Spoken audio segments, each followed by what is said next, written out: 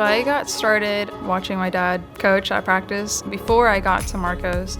And so I just kind of got bored just sitting there. And so I set up a tee, found a couple footballs that they weren't using and kind of set it up. Well, I wonder if I can kick this maybe. And so then I did, and I was like, okay. So then I tried it again and again.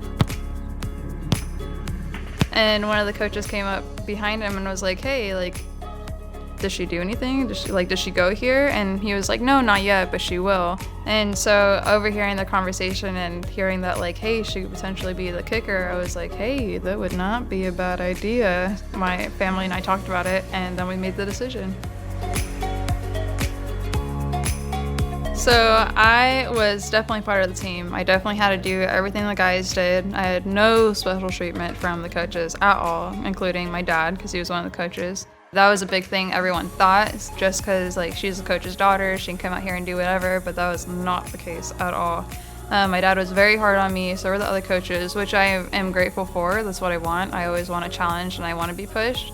So I definitely was one of the guys out there, not just a pretty face. But after the first year, everyone really saw that I was there to work and that I put in more work than everybody, and that I was putting points on the board, so that's all that mattered.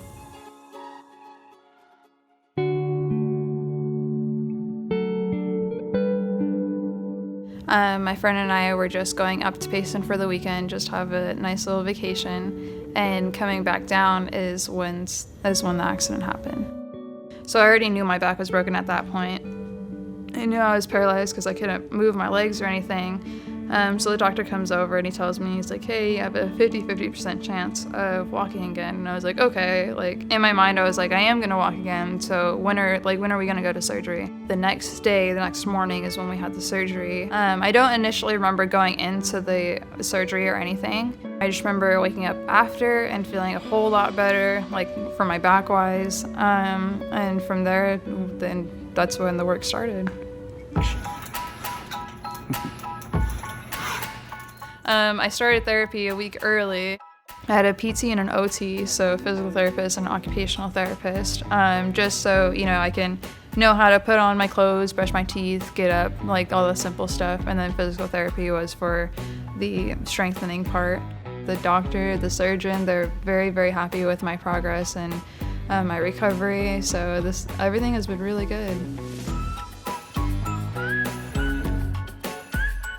So I found out by my mom. I think they were trying to keep it a surprise, but my mom's really bad. So she was like, I have something to tell you. Like they're thinking about like doing a scholarship in your name. Like, what do you think? And I just taken back. I don't know what to think about it. Like I'm just so taken back. I'm extremely grateful for one. Extremely thankful. I'm just super excited to be able to help out other people. The Arizona Breaking Barriers Student Athlete Scholarship requirements will be that they are a Arizona senior, that they're going to be graduating in the spring of 2022, that they're in a current sport organization, so that's whether public, local, private, or even recreational. They have to have a 3.0 GPA or higher, and they have to be planning to go to a Arizona university.